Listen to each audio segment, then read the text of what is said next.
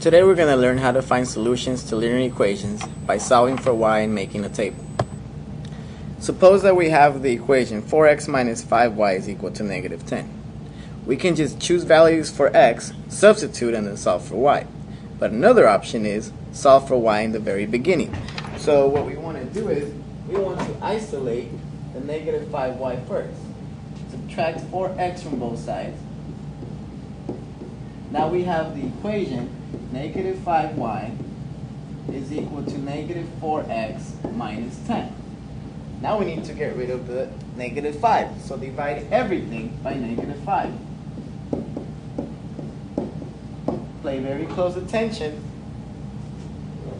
to your signs. Y equals a negative divided by a negative is a positive 4/5 x. Negative divided by a negative is a positive plus 2. Now if we want to find solutions, we can choose any x values that we want. But we want to be smart about what values to pick. So if you want to have whole number answers, then we need to look at the denominator, which in this case is 5. And we want to choose x values that are multiples of 5. So we want to choose positive or negative 5, positive or negative 10, positive or negative 15, and so on.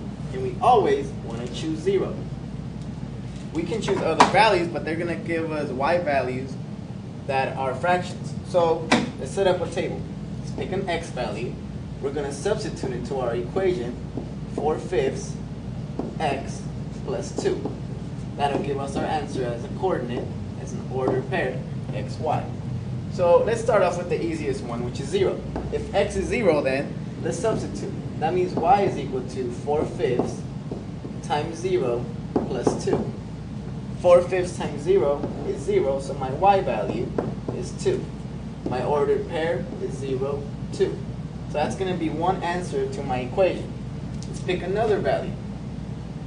Again, we can pick anything we want, but in this case, since we have a fraction as a coefficient, let's start off with 5. So now y is equal to 4/5 times 5 plus 2. If we're multiplying fractions, we just multiply straight across, but this becomes 5 over 1. Once we multiply across, now we have y is equal to 20 divided by 5 plus 2, which is great because now we can get a whole number out of this. So y is equal to 4 plus 2. So y is equal to 6. So another solution is 5, 6. Let's find one more solution so that we can then graph it and make sure that it creates a straight line. Let's choose negative 10, because we always pick a positive, a negative, and 0. So if x is equal to negative 10, now we have y is equal to 4/5 times negative 10 plus 2.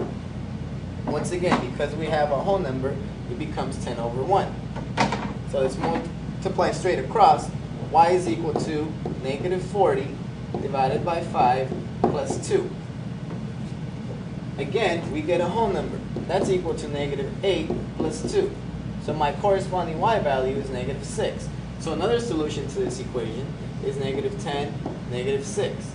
Now I would then plot these on my Cartesian plane, and I should get a straight line. If when I graph it I don't get a straight line, that means that something is wrong. I have to either check my graph or check my work to make sure that I did everything correctly. That is how you find solutions to a linear equation, by solving for y and creating a table.